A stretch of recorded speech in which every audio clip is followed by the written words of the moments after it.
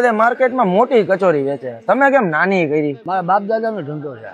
મારા દાદા પહેલેથી નાની છે, સોની બજારમાં કચોરી ચાલુ કરનાર મારા દાદા. તો અનુભવ કેટલા વર્ષનો તમને? 50 વર્ષ. તો અત્યારે તમે હજી 50 વર્ષમાં કેમ સાયકલ ઉપર જ વેપાર કરો, દુકાન રાખવા ન કઈ કર્યું? આમાં એવું છે ને કે પરિસ્થિતિ ખરાબ હતી, એક ખાંધું તો તેર તૂટતા હતા, એમાં આગળ વધ્યો જ નહીં હતો. અને તો સાથે સાથે કે બીજું કઈ વેપાર કરવાનો ન વિચાર? બધી જાતનો વેપાર આવડે છે મને. ખાણી પીણીનો ઓલરેડી કારીગર છું. તો અત્યારે તમે આ કઈ જગ્યાએ ઉભા છો? અત્યારે માંડવી છો. અહીંયા જ ઉભો છો પહેલેથી? એટલે હું વર્ષોથી અહીંયા આવું, પછી ફેરી કરવા આવ્યો જાય, સાંઈ 1.5 કલાક ઉભા હોય, આવી જાય, પછી હું ફેરી કરું બજારમાં. હવે કોઈ રાજકોટ વાસીઓને તમારી પાસેથી આ કચોરી અને સમોસા ખાવા હોય તો એનો ટાઈમિંગ શું છે અને એનું લોકેશન શું છે? સોની બજારમાં 5 વાગે આવું, 6:30 થી માંડવી ચોકમાં ઉભો રહું, 6:30 પછી હું ફેરીમાં નીકળું સોની બજારમાં.